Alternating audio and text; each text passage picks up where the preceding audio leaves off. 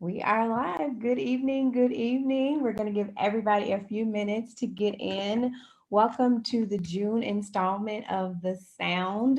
We are so excited that you guys have chosen to spend your evening with us. I'm incredibly excited about this distinguished group of panelists that we have tonight. And I'm going to give everybody just a few more seconds to get joined in, and then we will do our introductions. Again, gentlemen, they can see you, so say hi. All right, it looks like we are okay. Good. I can see that people have joined on Facebook. If you know anything about me, you know that I am a stickler for people's time. And so we have carved out this evening to address a very present issue, a very current topic. And when I was thinking of who I thought would be a benefit to this conversation and who could speak to it with clarity and speak to it from a place of just passion, these are gentlemen that I thought of, and I think that they will be able to make a worthwhile contribution to the conversation. So before we get started, I'm going to introduce them in the order that they appear on their screens, and they are muting their line so that you guys can hear each introduction. So we first have Mr. Cleo Washington. Now listen, me and Cleo cut up on Facebook. So if you follow any of our posts, our commentary, you probably see that we just joke and it's all in fun, and I wouldn't have it any other way. And then beneath him, we have his best friend. And I didn't even know they were best friends. I literally just found out like right before we went live that they were best friends. So I can only imagine how this exchange is going to go. And then we have my bro, Simeon Jones. I want to say to each of them, happy belated Father's Day. These are all fathers. These are all upstanding gentlemen. These are all what I will call the true epitome of Black excellence. So each one of them are going to speak to us tonight. I'm excited about it. We have some panel questions that we have received. We have a couple canned questions that I sent to them in preparation of tonight, but then I'm going to hit them with a few questions that they didn't see coming. So this should be really, really good. So before we start, I'm going to ask that you unmute yourself in the following order. We will go from Cleo to Apostle Moore to Simeon. And if you will just say hello and greet everybody in your own words. Well, hello. Good evening, Facebook. Good to see everybody out there. Yes, this is me. Y'all thought I would never come on here. Only Jamila can Talk me into coming on Facebook Live. Glad to be with you all tonight. Hope you enjoy it.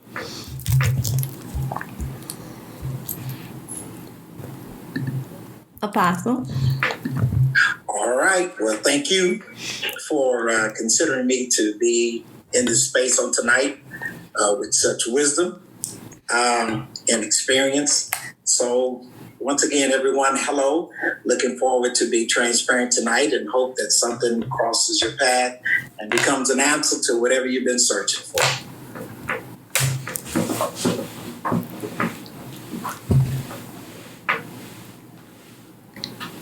And Simeon.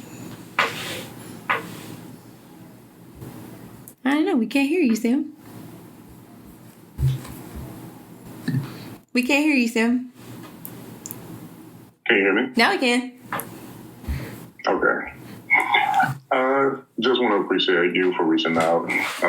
Again, I'm not really a Facebook person, but whoever than you to get me on board for this time of discussion, and I'm looking forward to it, especially with all the history that is on the line.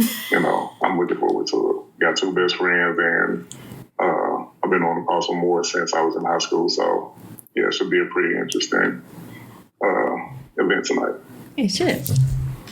And that's the one thing that I love about just divine and purposeful connections and conversations. Like, I had no idea that this relationship dynamic would be represented today, but like, how great is it that it is? And you guys will have the opportunity to experience a great discussion among great men. So the first question that I received, or I made available to the panelists is to answer the question of at what age were you assumed to be a man? And for those who are joining the sound for the first time and you may not be familiar with what this is or why we do it, it was placed upon my heart to do something that was a bit more outside of the box of Thursday with Jamila. And it was about releasing the sound. And because at the sound, the sound basically is an alert. And to that alert, there is a response. And so every time someone speaks from a place of conviction or a place of personal experience, there is something that comes with that sound that is a conviction that they want to identify with and can properly convey to anyone who hears it. And so tonight we will be releasing the sound of a few good men, because I think more than ever that our men need to be represented in a way that actually shows their excellence, that shows their worth. And so being a Black man in America is something that I want Black men to be able to speak to with their own sound and not what the sound of the media has portrayed or even stigmas, indirect or direct, whatever they are. I want them to release their sound so that America can hear from them about how they choose to show up in the world. So again, question 1 is, at what age were you assumed to be a man? And Simeon, since you're the baby of the bunch, I'm gonna let you go first.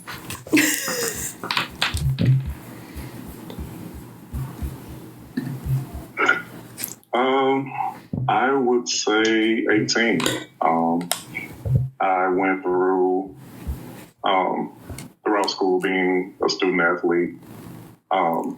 Was pretty responsible. I was always mature for my age. I always hung around the older crowd, but I didn't have to put any of that to use until I got out the nest and got into college and everything like that. I earned a football scholarship to TSU, and that's where I spent my years of being a man and just learning through experience and being taught, through sports as well. Okay. So it wasn't necessarily a life experience that you were assumed to be a man. It was an age?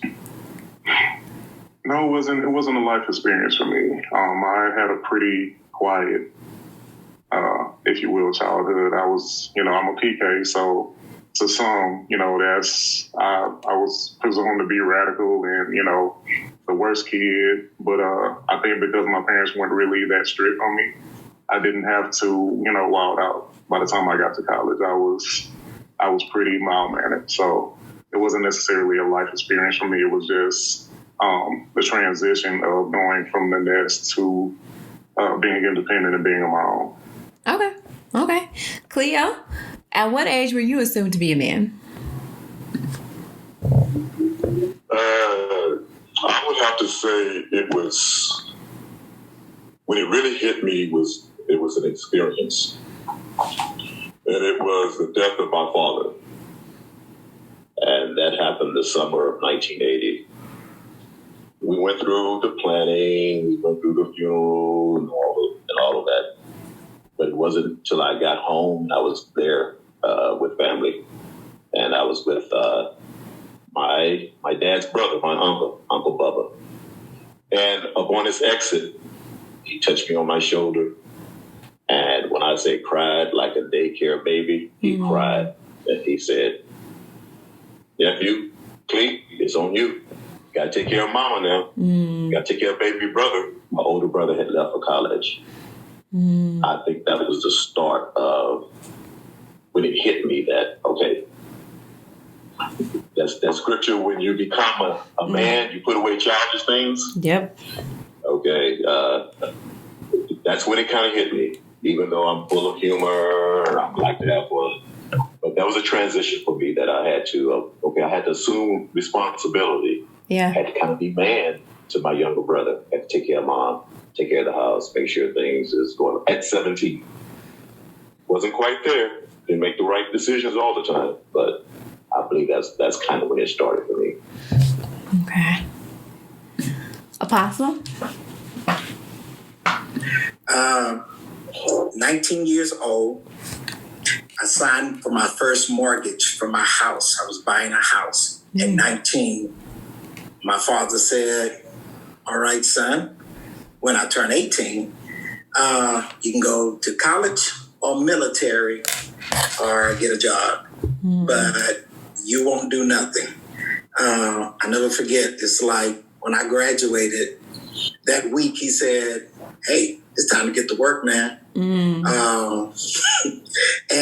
I was buying a house almost a little bit, almost a year before I got married. I got married at 20, but at 19, one of the weight of being a man is knowing, whoa, I'm buying a house. I have my own property. And I didn't know. I was scared, to be honest with you. I was scared. Opportunity put me in that place to buy the house. But I was so afraid of responsibility because I don't know what that is. And it was a quick awakening for me. Thank you all for sharing. The one thing that I heard each of you say or speak to was something in relation to a parent and more specifically your father. And so I guess I'll then ask each of you, what was how did the role that your father played or modeled before you, how has that helped you, or how did that, what role or what level did that impact or have an impact on who the man you've become? So you've all spoken to your father, and our father is the model. So the man that you are today, how do you attribute who you are to what was modeled before you? And anybody can go in whatever order you guys choose. Well, okay, I'll go ahead and go. As for me, my father, huge in church, huge in work. Apostle Moore is laughing. We know the Father as well. Yes, work, church, in no necessary order. But my father's work ethic, how he stood for the family, he gave for the family. There are many days we had plenty of food, but my dad would still give food to me off of his plate. If I felt like, okay, I didn't get enough. I want some more bacon. You take my bacon. I want some more ham. Take my ham. I want some more chicken. Portia, is there any more chicken? No, Booker. It's all gone. Okay, here. No, Booker, don't give him your food. You don't tell me not to give my kids food. So I learned the giving. I learned church. I learned work ethic. I had to work. Saturdays, cartoons. My cartoon was watching the back of a lawnmower. Oh, right. Yes. So the standard that he set for me wasn't money. It was a mindset. And that sort of propelled me to being the man that I am now, and how important it is for me with my family, my children, church, just being a model citizen. Yeah. Being an asset and not a liability. That's what he taught me. Being an asset and not a liability. So that's what I got from my dad. Wow. This is something about my dad that I've never shared with anyone. This is the first. One of the things that really stood out real strong about my dad is he's never lied. I've never known him to ever tell a lie. Never. Now, that meant something to me on a personal level. Out of all the brothers and sisters, my father was a stand-up kind of guy. He was, he'll just show you that if it can't be straight, if it's not right, I don't have nothing to do with it. That was him. And I asked him one day, where did that come from? And he told me about his past, how that it was totally opposite. That he said that when he got saved, he was so tired of the world that once he decided he was going to be saved, he was going to go 100. And he was a stand-up guy. He wasn't perfect. I mean, he had his he had his faults and things like that. But in terms of intentional, in terms of for as he knew, he gonna tell you the truth, or he just won't say nothing at all. I've never known him. I've watched him make deals because my father had his little business on the side. My father was like Cleota's father. It's cutting grass and all that on the weekends. Same thing. We didn't know what watching cartoons were. We knew that we was behind a lawnmower. Same thing. But my father was a stand-up guy. In terms of the same principle that you take care of your family. You take care of your family. You don't leave. You make it work. That was his thing. But most of all, he always said, whatever you do, just love God, and God's going to make the balance. So my father impressed me. He really did. Because I'll just say this. There was one time this guy cheated my father out of something that he bought, and the product was bad. I knew it was bad. My father proved to him it was bad. And the man turned around and he used bad language to my father. My brothers and I saw this. And right away, we wanted him to get him, or at least tell us we can get it. Because he wasn't of our color on top of that at that time. So we was like, and my father says, let it go. And I didn't understand it, but I understood it later, that he was about the bigger picture versus the moment. So, yeah, he left an impression on me. Wow. I don't know, man. I guess our fathers grew up together as well. I had the same type of childhood where, again, I was a PK, so I grew up in a stern household, but I still had freedom to do and act as a child and young man. I had a lot of responsibilities growing up. Again, Saturday mornings, it was washing the car, and I don't know if it's a preacher thing, but all my dad drove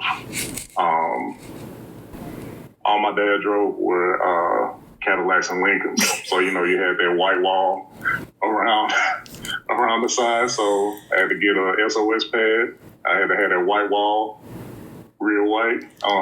Lawnmowers. I had to mow the grass.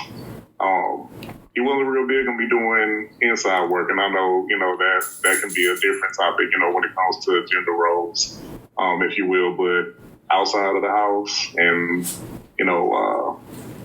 handyman work inside of the house, hammering nails, all that kind of stuff, that was what he had me doing. One other thing, my dad, he's not a real personable guy, but he's a doer. He's a shower. So he may not, come up to you, hug you and love on you and all of that kind of stuff, but he showed everything through action. There was never a time that, as Brother Cleola said, that I was hungry or, I didn't look to the stands and see him at any of my games. He was always there. He went out and got it. If he needed to work, he worked at Southwestern Bell before they, changed the name, working graveyard shifts. I remember my mom waking me up. I'm in the back seat, sleep. He's going to get it. He was a worker. He went out and got it. He made it happen. So that, ended up being put into me. If anything happens, like the pandemic, for instance, I have to figure out how to make it happen for, my sons. There's no question about it. I'm not going to ask anybody for a handout. If I do have to ask you, I'm going to ask you to teach me how to get it. I don't want a handout. I want to get it myself. And that's what he instilled in me. And that's how I operate to this day. I'm not sure why this is making me so emotional, you guys, but woo! Woo, my eyes are sweating.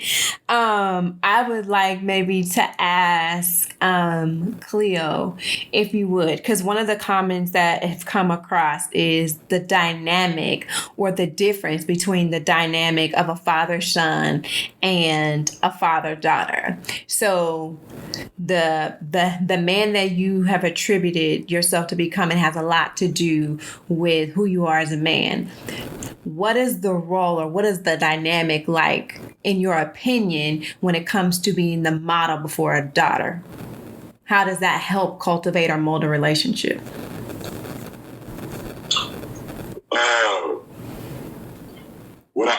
What I learned over time, since my daughter's birth, and this was something that was sort of personal to me, is that I would give every effort and show every interest in my daughter, just like I would my son.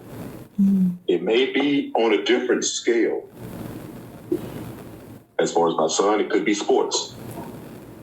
My daughter, it could be sitting on the sideline watching band practice. Some guys may say that's boring.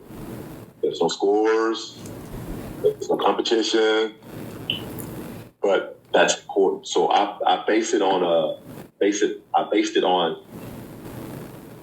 how important it was to my daughter. So when I kept that level of importance, just like I would my sons, because my sons was a little reflection of what I did. I ran track in high school, ran track in middle school, played football. Possible was my teammate. But so I would take a lot of interest in that with my sons.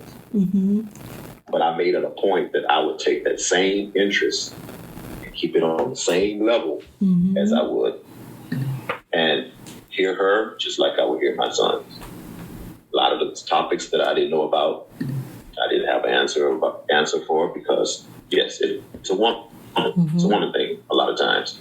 But still, even with it being a woman's, that does not say that I shouldn't listen. So I made it a point to whatever I made it importance with my sons, I made it just as important with my daughter. So it kind of made a real good relationship. I kind of put a little bit more relationship and emphasis on my daughter as far as protection. My sons, you get the hoopies when I buy a car. My daughter, no, you're going to get the best. I can't have you on the side of the road. Your car is not going to be stopping. Guys, if your car stops, call AAA. You'll be okay. My daughter, that can't happen. Now, it's a little different now with my sons. I can't be stopped on the road with this climate. But I didn't have any sisters. Give you a little background. Played football, no women on the team. Went in the military, but the squadron that I was in, no women. Worked at a food manufacturing company when I first came out of high school. No women. I was an electrician for a while before I changed careers. The company I worked for, Bear Electric, no women. So I kind of had this growing up time that I didn't have women around. No ladies around.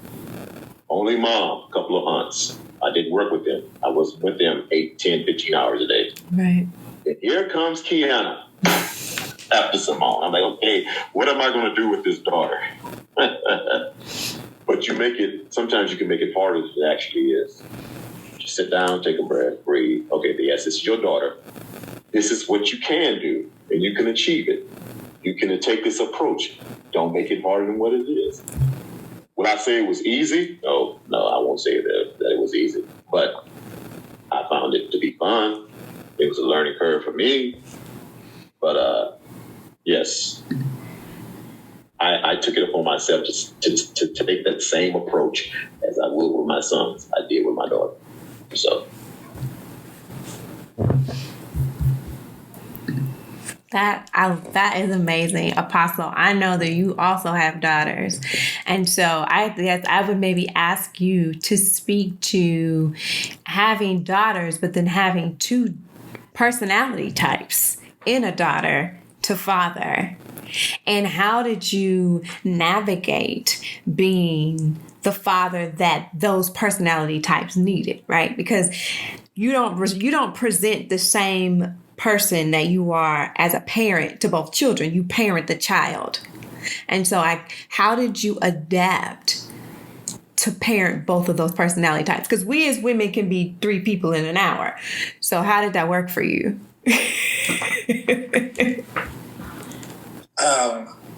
Firstborn Crystal was, I'm going to be honest with you. That there was probably the most scariest time in my life, the day she was born. I was happy. At least I presented to everybody.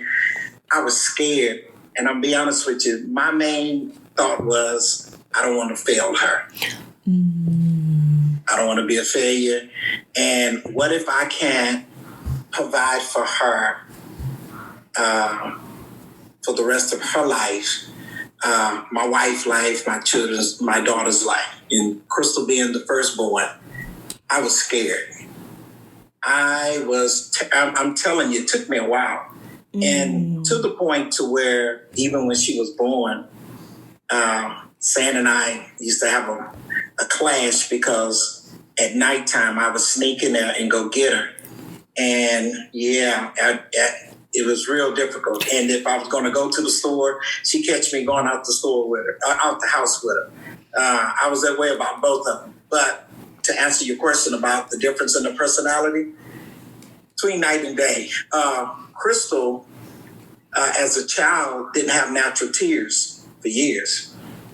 She would cry, and because she didn't have tears, it was hard sometimes to know that she was crying because it looks like she's laughing, but she was crying. And so for years, and Crystal's real, her temperament and Charmaine's temperament, they are night and day. And so I learned how to deal with both of them through major trial and error.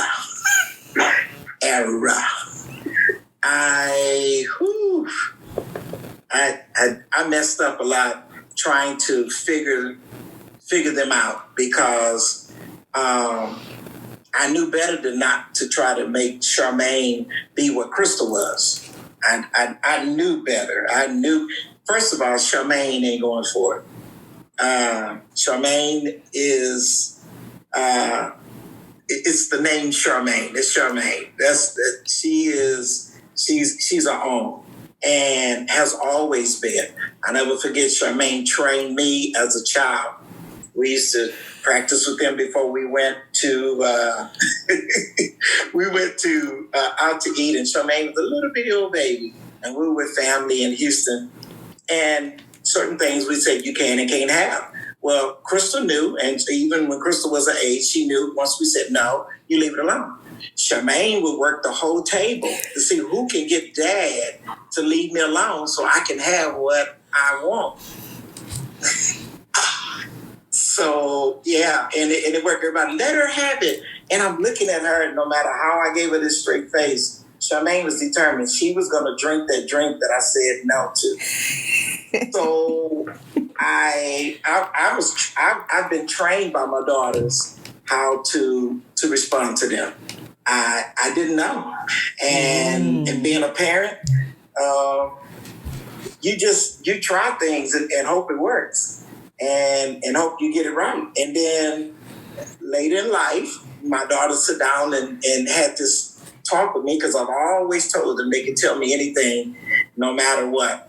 And I said, you can tell me, and I'm not gonna. When they said, promise me you won't be, I said, well, I'm not gonna say I'm not gonna be mad, but I promise you that I'm gonna be fair. I'm gonna listen to you and all that. But you gotta let me be mad if I want to, but I won't. I won't hurt you. Anyway, they went on to tell me about things I got right. And with them things, I missed it. But I never give up. Those are my hearts. And so I learned a whole lot. And at this age, I'm still learning. I love that, because what I hear is from all of your sentiments that I had a model. I adopted a model that I felt was integral, upright, and one that I could emulate.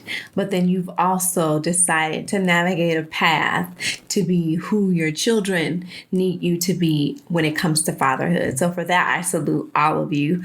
The world may not know, I grew up in a single parent home. And so when I see men who father and model and give their children something to look to and gravitate to and hope in, it's amazing to me. And when I just think about the systemic racism and the barriers and the boundaries that are happening amongst our culture, the removal of the covering is at the forefront of the plot. And so if we tell the story from the inner city girl who grew up with just her mom, they would say, I beat the odds, right? But did I beat the odds, or did the odds rob me of an experience that I'm hearing today, right? And so I think this is a good segue into one of the questions that we received, and it talks about, what does it mean to each of you to be a Black man in America? And do you find yourself having to adapt to what society expects you to be, more so than having the freedom to be who you know to be? And anybody can answer that in any order. Oh, who's mute? Who's trying to talk? I'll mute you.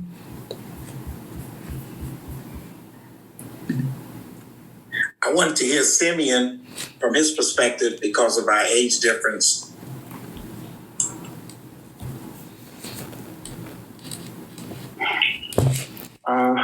To me, before we went live, we had a moment where we were kind of talking amongst each other, and I was just saying how, even though we have a difference in age, I was asking this, is this the craziest thing that they've encountered or that they've seen? Because it's like, it's been going on, but it seems to be getting worse. It is getting worse. It's being televised. It's cliche, but I am Black and I am proud.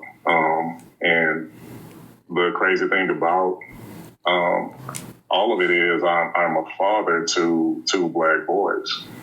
And my oldest son, Simeon Jr., I had to have the talk with him about racism and cops and everything like that at 8 years old. Why should I have to have that conversation with him at 8 years old? It hit me in a different place, but I would be less of a father, less of a man if I didn't have that conversation with him, especially with him. His mom, they were living in North Carolina at the time. And, you had the church, shooting. And then his mom married and they moved to Georgia, another state where it's really bad. So she's had to have talks with him, but like they say nowadays, it hit different when it comes from the dad. Certain conversations I feel are received better when they come from your father, and it's something that I've rarely encountered, and I feel like, and I don't know if I feel like, I know I was born in '83 for a reason. I'll say that, because if I would have had to endure, the civil rights movement and the marches and everything like that, I'll comply, but at a certain point, I'm that guy that's gonna get tired of it, and I'll be one of the first to retaliate. And I have to tell my son, comply. Don't let anybody treat you bad. Don't let anybody talk to you crazy. But at the same time, if the cops are talking to you and they're trying to get you to do a certain something, comply. But prayerfully, he'll never have to endure that. And I guess it's It's fortunate. Some may look at it as a pass, but again, I've always been in sports, so I've had that student athlete covering over me. So if people see me out and about, the money question is, who do you play for? Oh, you play ball, or you been in the league? And on the flip side of that, I've been a musician all my life. So if I wasn't in church, I started playing, gigging, as we call it, around 2004, 2005. So if I didn't have the shoulder pads on, I had drumsticks in my hands. So would those same people treat me with the same respect, the same acknowledgement, the same love, if they would have just seen me out and about in the street? 6'4", 300 pounds, with locks, tattoos. Would it still be the same? So I'm proud, but at the same time, I'm apprehensive because I still have my life to live, and I still have to raise my two sons in all of this chaos. It's crazy. I am going to give. I have another question, and I'm going to ask Cleo to answer this particular question. And the question is, as an educated Black man, do you feel that your financial or educational success compromises who you feel that you are on the inside versus what people expect you to be? No change on my part. Cleotis will always be Cleotis. I don't change when I'm on my job. If you would poll my colleagues from the hospitals that I work in, the military branches that I was in, I will always be the same. Now, expectations. I always know that the expectation for me was always greater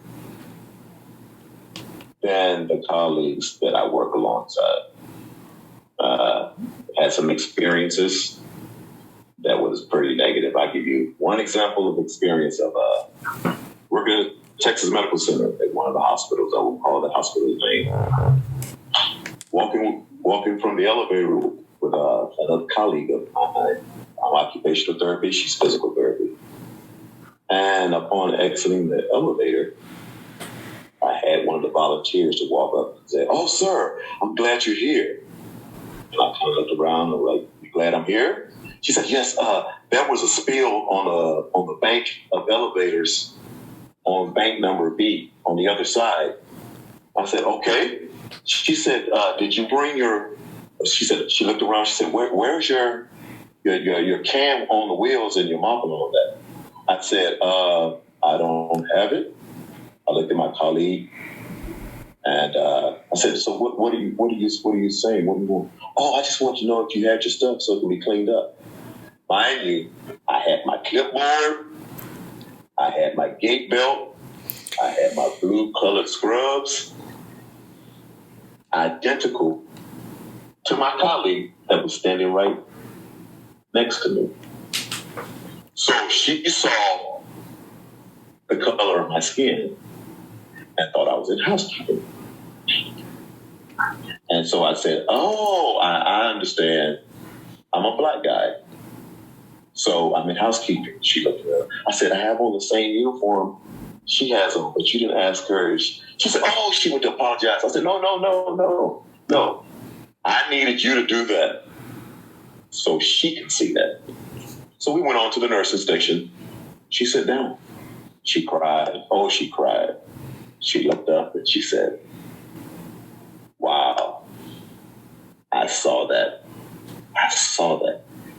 And that was probably around 2001, 2002.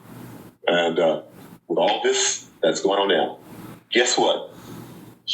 The young lady that was my colleague reached out to me. Different skin color. So that let me know she never forgot that. And we've actually been for over 20 years. And now she and her husband are actually friends. So I look at that and I say to myself, will we ever overcome? Maybe. Will it be in my lifetime? I don't know that. But but it's still out. Racism is still out there. 3/5 compromise several years ago. Every 3 slaves count to 5. We never ever measured up with that 3/5 compromise rule that they had out there. I think it's still kind of here. Now, is it changing? Is it moving up? I would say yes.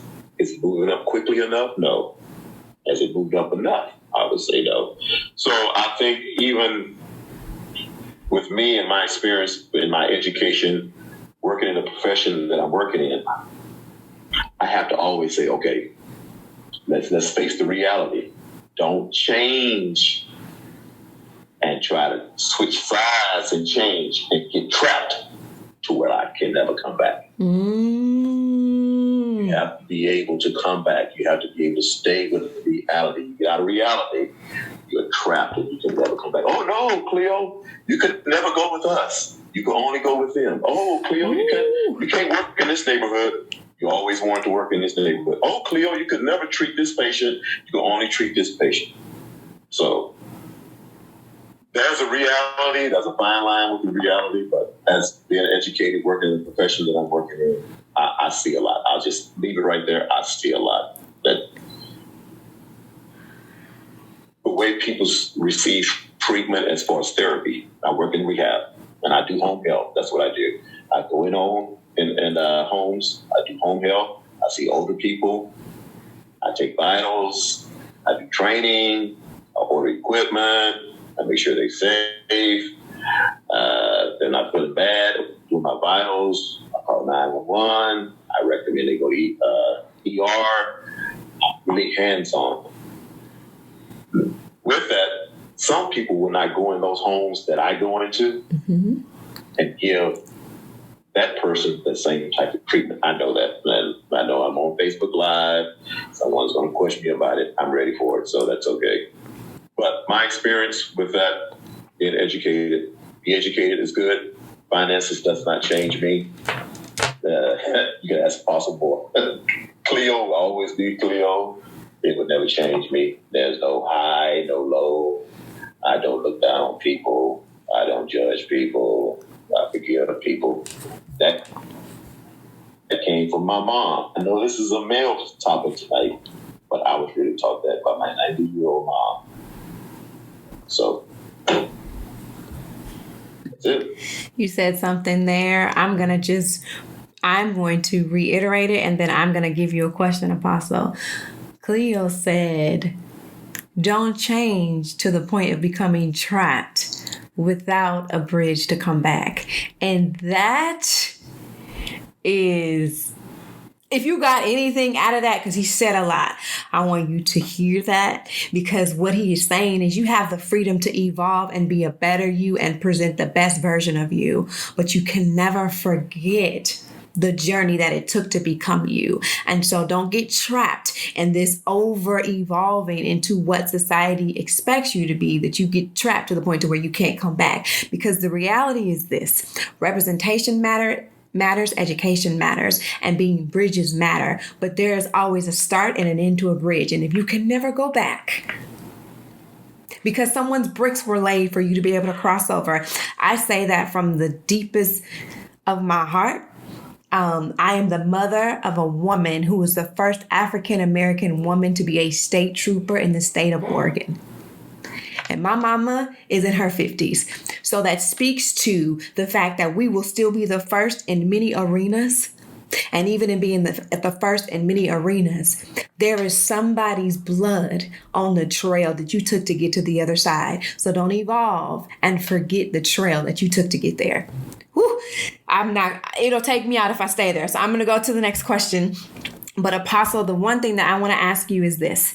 I received a question that says, would it make you feel free as a Black man in America to be released from the economic constraints or from the mental restraints? Would you feel more free as a Black man of America if you had to deal with if you didn't have to deal with the economic restraints or the mental restraints? Which one makes you more free?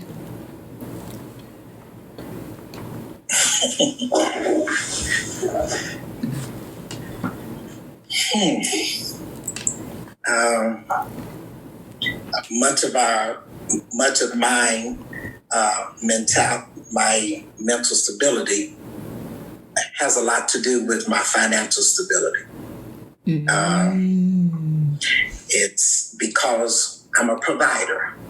That's who I am. This is how I was raised, and my circle of influence has always shown me that responsibility serves a good foundation for a stable mentality. I'm gonna give you an example. In church, we say that you can tell that the atmosphere is different for some people depending on the week of their financial income. Some people could praise God better. Oh, yes. You know, when the ship just came in or coming in, or he's got a settlement or whatever that is. So, yeah, financially, it does. The Bible says if a man's their heart is going to be where their treasure is. And so, coming from that standpoint, if I'm freer financially, then that gives me room to work on my mentality. Because then I could do the mentality, I could do things like take breaks, take my family places, to do things that will refresh us and cause me to be a focused person. But it's difficult to focus if my finances are not stable, because I know what it's like to be broke and to not have and all of that.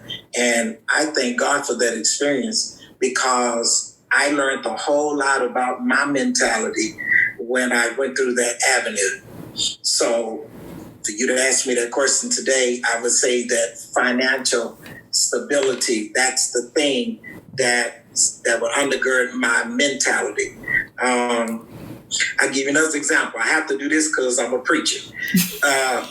Isn't it interesting that one of the main emphasis about Job's experience was his prosperity, and that the three that came to question him, they constantly kept pointing to material things.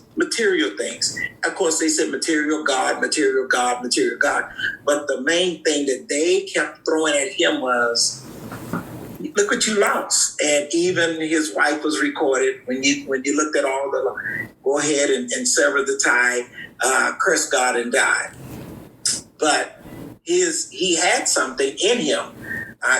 Apparently his riches didn't have him, because when he lost all of his riches, he still had good mentality.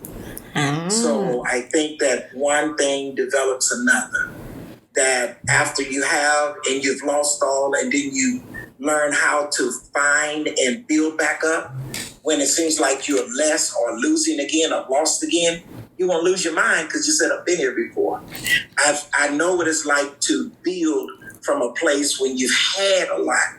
And I've been there where I've had so much influence and lost it all, and then had to start from the bottom.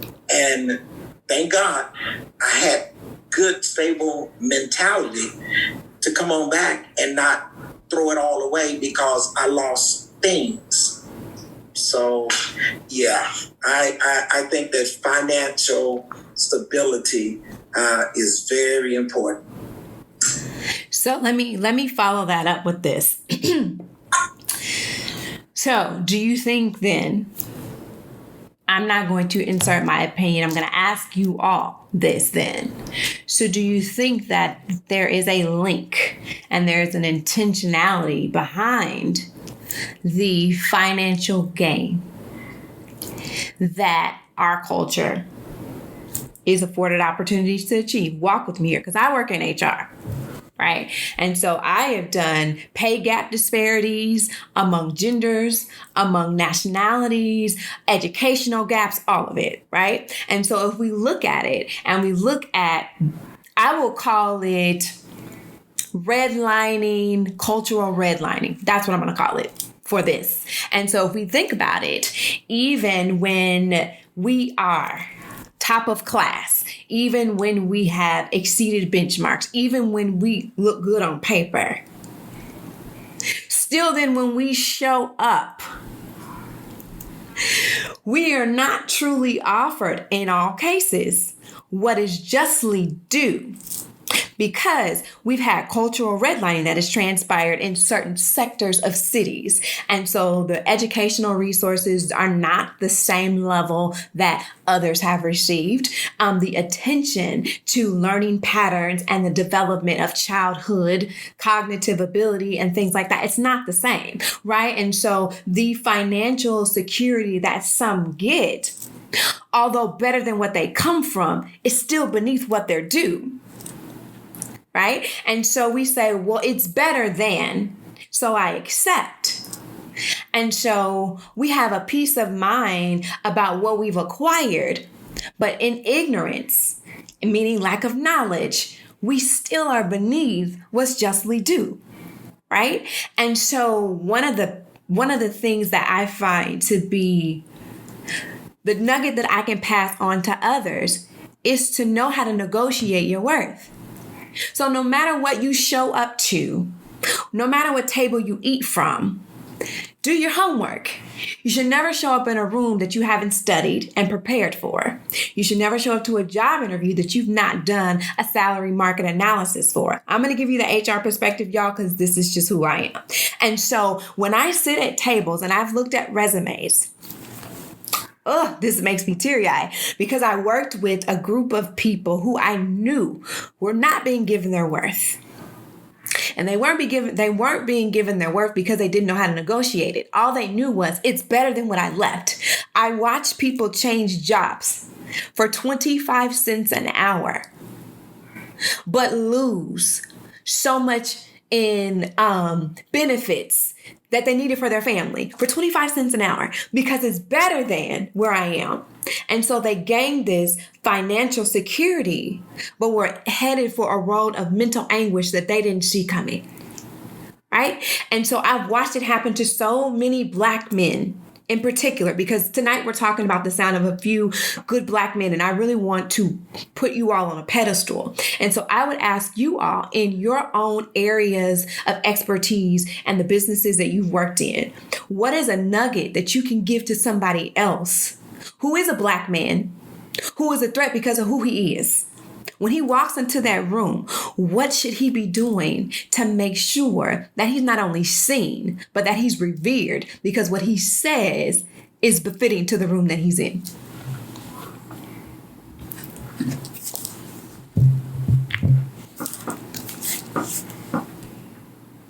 I'll take this one first.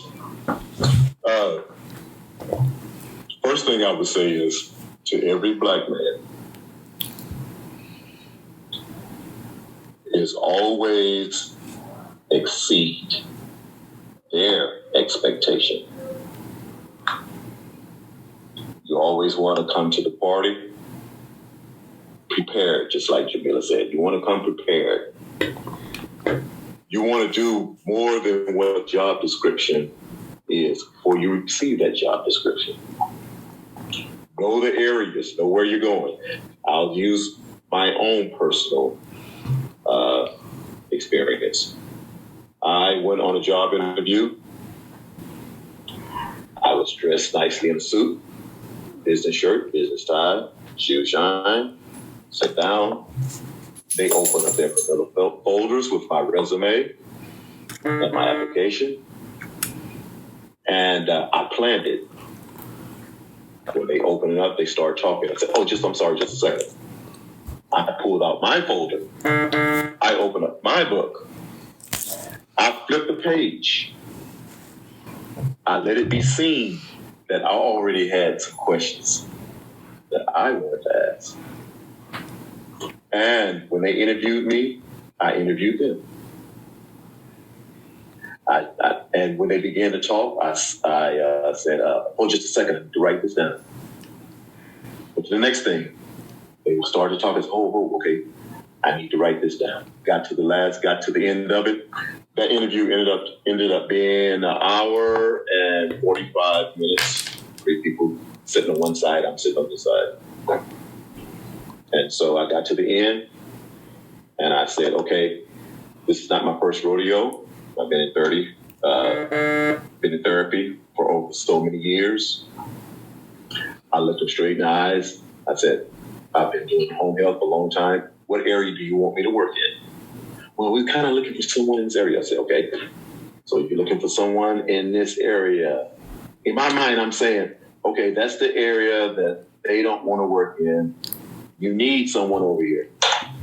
So when you're in a career and you've been doing it for a while, like Jamila said, know your area, know your stuff, know the type of job, confidence in yourself. But what I said earlier is to really, really hone on exceeding the expectation. You want to be different than those that came before you. They expect us as a black man to be this way. You go in and walk in and say, oh, no. Not only am I a black man, I'm not afraid, and I appreciate and I love being a black man, but I'm just as good as they are. And you have to go in with confidence and saying, and you will recognize my position and my resume. You will not cut me short. I tell people all the time, especially those black men, and I don't even say this in any way, that don't have the education, they're young, they want to work in this area. No, don't you let them hand you a mop and a broom and tell you this is your job. No, that job you gave that person with no education, that's a file clerk. I want that file clerk job too. 8 to 5. I don't want to work at nights. I don't want to work on Saturdays. You offered that job to them. I want that same job, same level. So when you're on the same level with someone, you never take a position. You got to stand on that. You never take a position. You work. You talk to those colleagues. You find out what that salary is. I give you an example just for Houston. Okay, what are they paying in Dallas? Okay, what are they paying in the surrounding areas? Okay, what are they actually paying me to do that specific job with that many amount of years of expertise? Your training, your certificates, you bring it all. You bring in your file cabinet, you bring in your certificates, you bring in your continuing education. You don't, well, maybe I don't need this. I should know. You take it all. You build yourself up. Those are bricks. You build yourself up. So that's what I learned. I had to learn it the hard way. Jamila saying something kind of what happened to me. Go in unprepared. This is my young years. Go in unprepared. You leave bricks at home. Well, maybe they won't look at this. Maybe they won't consider this my work experience. You take it all. Because not only do you take your resume, you take maturity too. Yes. Take maturity. So it's just not the resume. It's like, okay, I'm a grown man with family. At this age, with a military background, know what I did in the military as an electrician. That's not what I'm applying for there. But that does count. It counts. Experience counts. So don't ever, if I can just say that to anyone that's listening to my voice, do not ever cut yourself short in an interview. Mm-mm. Because guess what? Jamila will attest to this. You need a job, but they need you. They need bodies. The company cannot go with just robots. They need bodies. So when you come in with the mentality, I need this job, but you need me too, and you need my expertise, and you need my training. Yes. So that's it on that. Sorry, took that answer a little bit too long, but that's one of my babies there. Apostle Arsenian, is this one you want to speak to, or did Cleo say what you needed to say?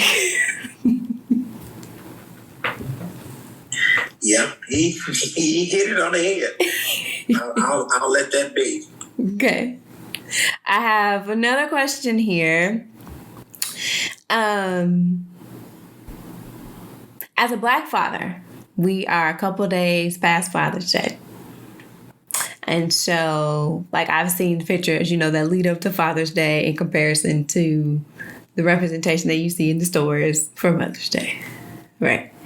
We're all in quarantine. We see the commercials. We see the media depiction of an upstanding family. We see the media's representation of fatherhood or lack thereof.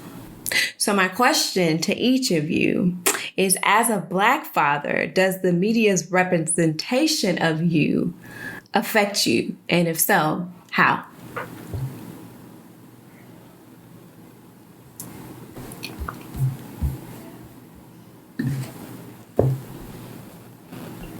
I guess I'll start this one off. It doesn't affect me per se, but I see how they try to, as of maybe the last 3 to 5 years, you see certain commercials with blended families. So I guess that's their way of trying to appreciate a Black father.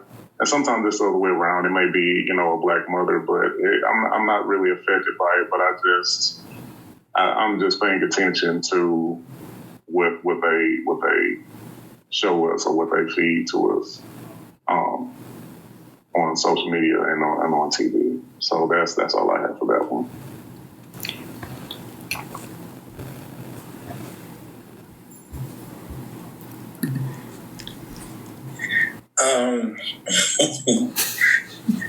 It's all about commercialism, and this society is run heavily on stereotype. If anything, it's what sells.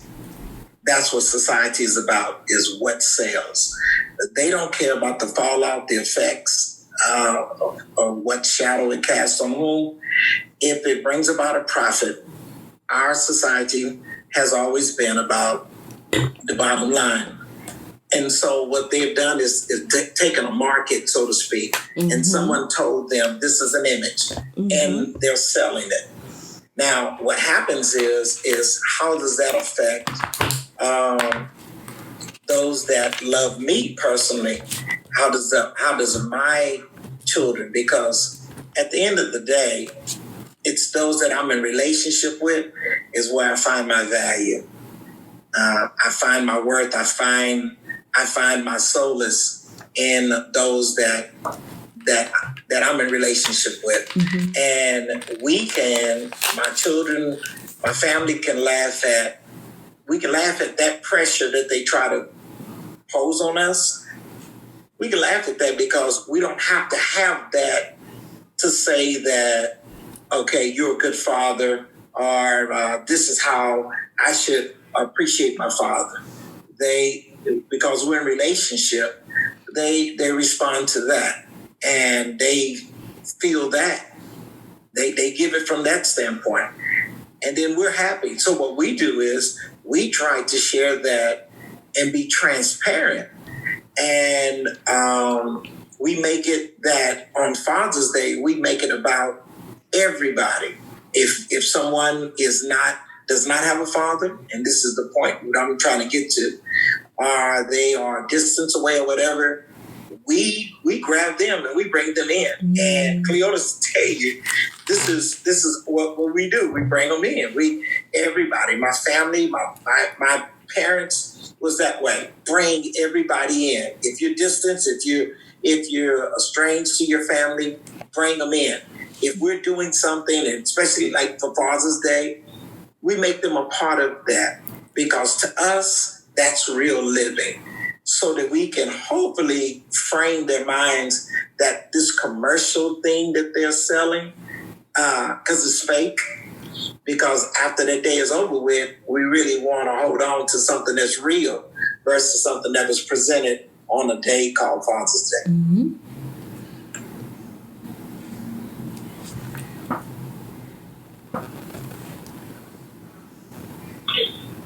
Okay. As far as the media is concerned, real big issues, not how they portray us or show us so-called streets, protesters. I watch the interviews, okay? I watch the protesters when they walk down the street. I notice in this particular protest, there's just as many Asians and whites that are walking with the Black Lives Matter. But the only interview that they want to do is with black people. How do you fix racism? Interview some of those white people. Let's hear what they have to say.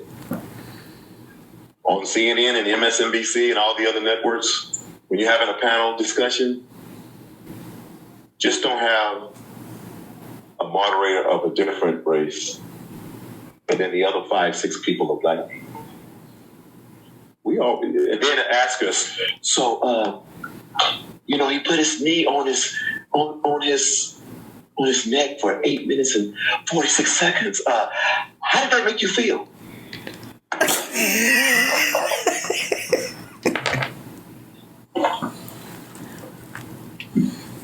I would like for them to ask someone of a different race, how did that make you feel? So when we talk about media, okay, when it's time to talk about deep politics, the financial markets, everybody else is usually white. Mm-hmm. But when it comes down to race and someone getting hurt or the cops acting bad, the moderator is another color, another skin color, but everybody else is black. I would like to see it, if I could just put it out there, I would like to see it that there is a black moderator and a panel of white people. So, what did you think about the murder? What do you think about racism? How do you think we can end racism? That's what I'm looking for. So, the easy answer is, they always say we're rappers and we're entertainers and we play sports. That's the easy answer. Mm-hmm. I'm looking at it differently.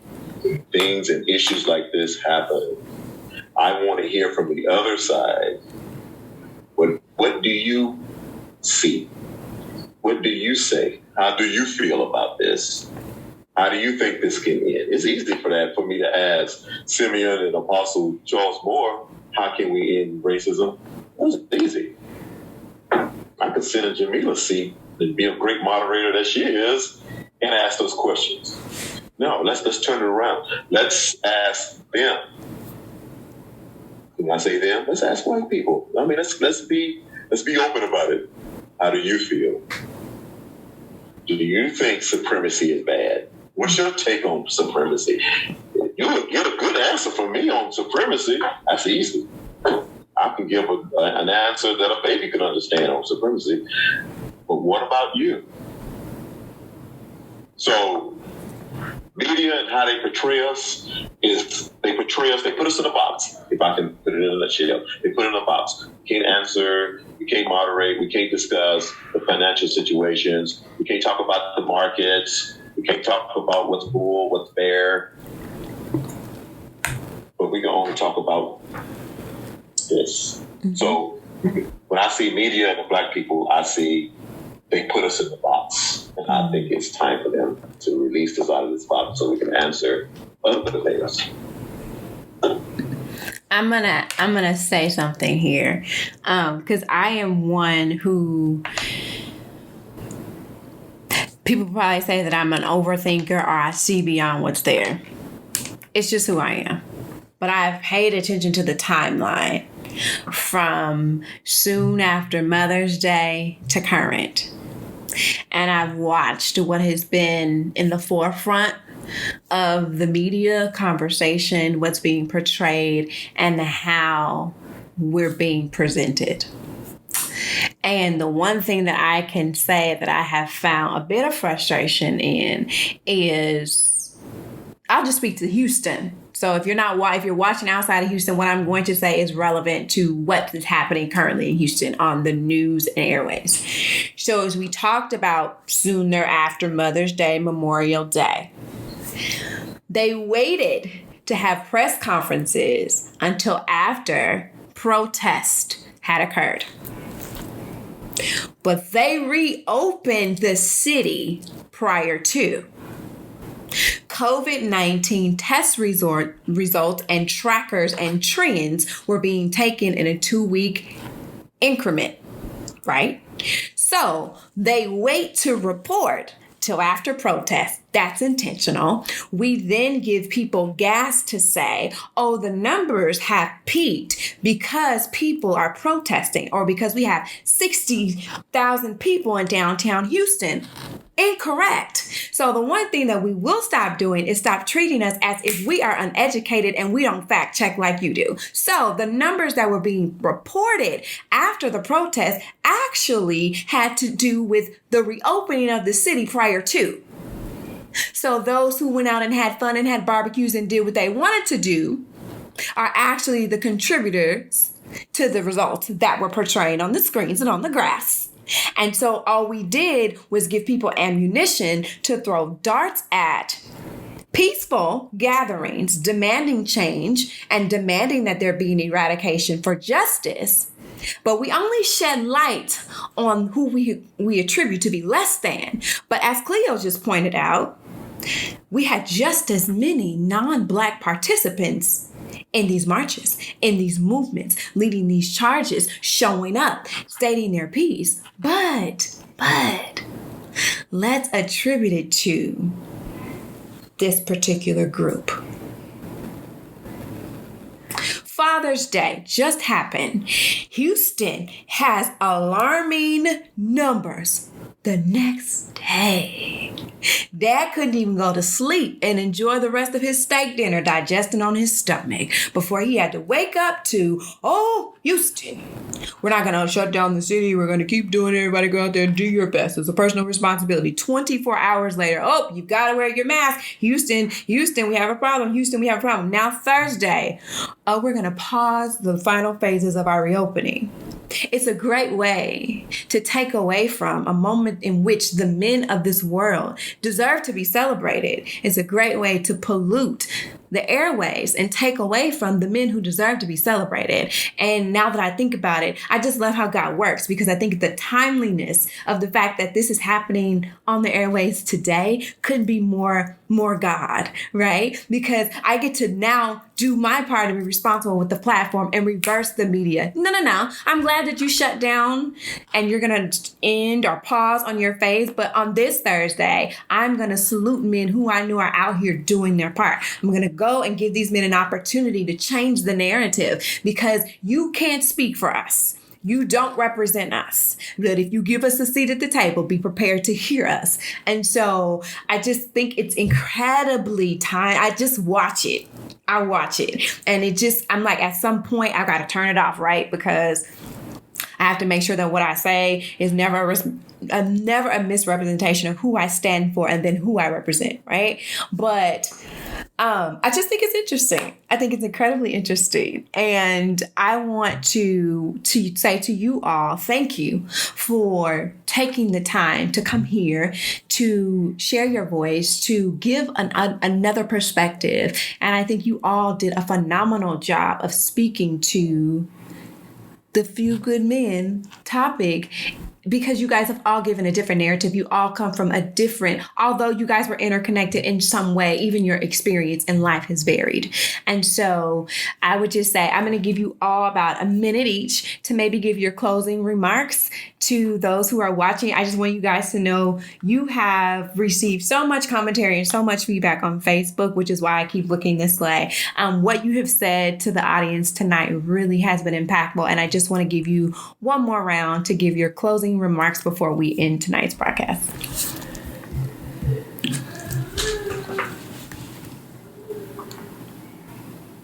Okay, I'll go first. I'll be very brief.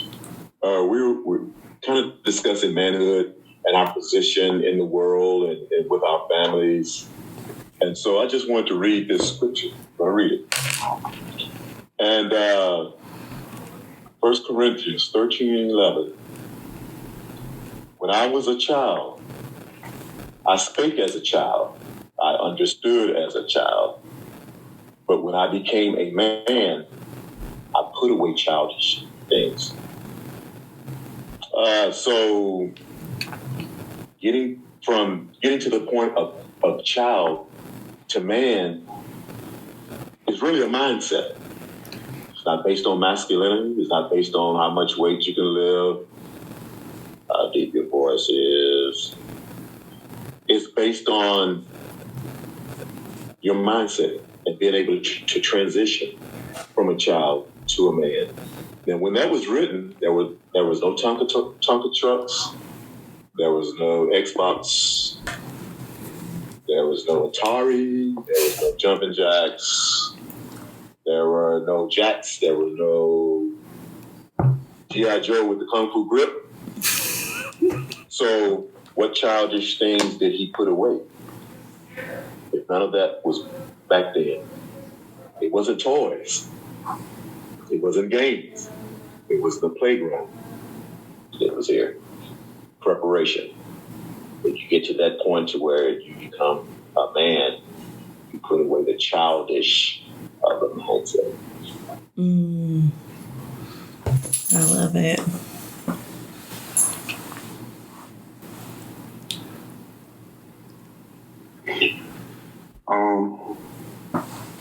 I have to piggyback off of what Mr. Cleo said. It's all about the mindset. And as he stated earlier, I myself am a person who loves to laugh. I love to have fun.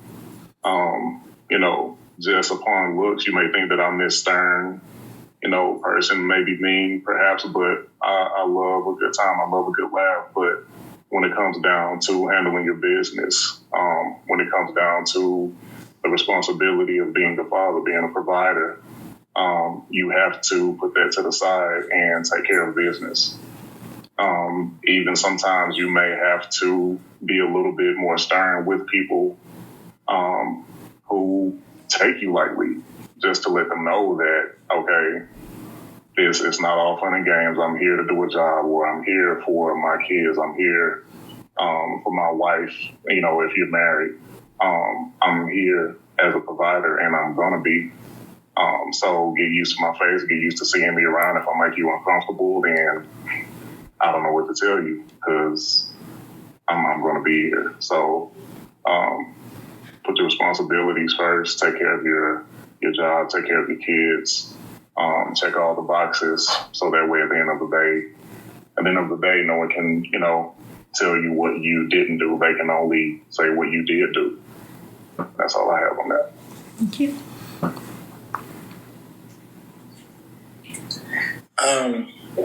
There's an experience that I live with on a regular basis, and that is I literally feel, see, and envision my father to this day. The words that he said, there were impressionable things as a man that it imprinted in me. He left me a legacy. He left me something, and he charged me with a lot of things. I didn't like what he said, but he knew how unfair life was, and so he used to just shoot it straight and just tell me, don't look for nobody to give you nothing. Always be a giver. Don't always look for your hand, with your hands out. Work. Of course, that was the thing. My father's is next to the Bible was the word work. Just work. I was big for my age coming up, so I looked older. And at that time, you had to have a Social Security number, and I think you couldn't get one until you was like 15 or something like that, or 16. So my father talked to someone who was over HR, and he got me a job before that time because I didn't have a social security number. And the guy, because of favor of my father, said, don't tell nobody your age because I looked older. To my father, it brought so much pride to him that my boy got a job. And, that was big for him. Now, of course, my understanding expanded as I got older. But that principle was provide, work, and be that. And I do it with joy. I really do. I don't regret being productive. I don't regret providing. I don't regret, as Cleotis was saying about Booker, how that he made sure that food was put, that was priority. That same thing is instilled in me, to be sacrificial.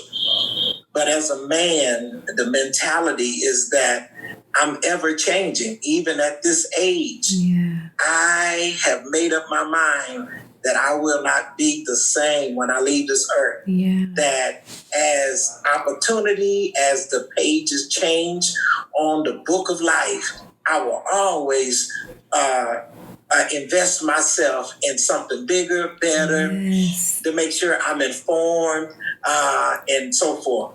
I found out that now I didn't finish college and all of that. I made some attempts, but I didn't finish. But I do understand this, that life, you have to apply yourself and find out who you are. And if you find out who you are, life will open up to you. I don't care. And I'm not pegging myself, quote, as a black man. I'm talking about as a man, because I've decided that life is going to yield to me because I was purposely birthed to live here. And if I have an assignment from God to be on this earth, and I know the code that opens those doors when he opens, no man can close. Yeah. When I walk into that code and I live by that principle, life is going to yield to me.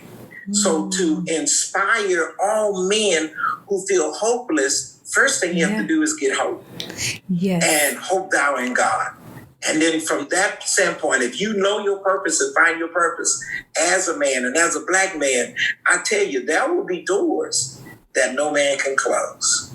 It's called favor. Yeah. And what I learned is that with that inspiration and with that purpose, man, I wake up with an expectation. I know what it's like. I know what they say by statistic is supposed to happen. I just decided not to be a statistic. Yeah. I'm not. I'm an individual. I'm going to break out the box. I'm going to make it happen. And you're going to know that I was there. That's my decision. I decided not to be depressed. I did. Now, that may not mean a lot to a lot of people, but to me, my freedom is I just decide not to be depressed. I have a lot of reasons where I can be and possibly should be. But I just decided not to participate. I decided to break barriers. And I decided to grab, and this is my last thought, to grab as many men as I can with me. And when I go through that door, I'm not going in there just for myself. Yes. And God knows my heart. He knows my heart. I want to bring as many men with me. I want to tell, and they don't have to be related to me. I don't care, and they don't have to be black. Whoever it is that I cross paths, especially men, I'm going to tell them and teach them to listen. You can learn. I don't care what addiction you've had. I don't care what struggles you've had, because that's another thing. If we had time, we would have talked about how do you be who you are dealing with an addiction. You can still be free. And with all of my heart, and I want to thank you for this platform and the topics that in which you led us into. But as a man, I know what freedom is because I decided to choose to live my purpose. And once I live my purpose, my pathway has already been set before me. And the way of a transgressor is hard. So I decided to go ahead and live righteous so that my way will be easy. Yeah. So thank you again. Appreciate it from all of my heart for inviting us, me and my homeboys, to come and speak on this platform. Enjoyed it. I enjoyed this. Thank you, Sister Jamila. I actually had fun. I enjoyed it, Brother Simeon. Pastor Moore shared some good things. Really enjoyed it. So, Jamil, did you get my cash out? Listen, you halfway decided to join. Now you want to offer. You see how people do, you know? Now listen. So there were certain triggers in every person's closing argument that was laced with what I was going to say last. That's why I just love God. I just love him. And the main thing that I wanted to say to all of you and to all who are tuning in, your greatest gift resides in your decision. And so at this point in our journey, you have the power to decide. I decided to highlight the sound of men in a positive way. I decided to do that because I'm tired of them being depicted as anything less than what they're worth. And so to all who hear it, it is always my desire that when you tune into the sound, there is a sound that resonates within, that ignites something where you've lost hope. And it causes you to hope again. It causes you to go back again. There were so many things listed tonight from every facet of life that you can take and apply immediately. It's not a seed that you got to wait on. There's some immediate things that you can do after listening to tonight's sound that can change the trajectory of your life because it resides in your decision. It resides in your ability to choose to not go with the way that the current is taking you when it's deterring you from where you're intended to be. This is a time where those who make the right decision will reap the greatest reward. The season has to yield to the one who planted and harvested the seed. So you get to decide. Every listener, you get to decide. There is an authority that comes from the sound of a man in his rightful place. And these men have spoken from their rightful positions. Take the sound, heed the sound, reap the harvest. You deserve it. I couldn't be more proud of each and every one of you. Thank you guys so much for accepting my invitation. I know it was life-giving. I know it because my phone hasn't stopped buzzing since we got on. So thank y'all. I know we went a little bit longer than anticipated, but there was no way I could have stopped anything that you had to say because it needed to be said. So thank you guys again so much. Until next time, have a good night. Bye.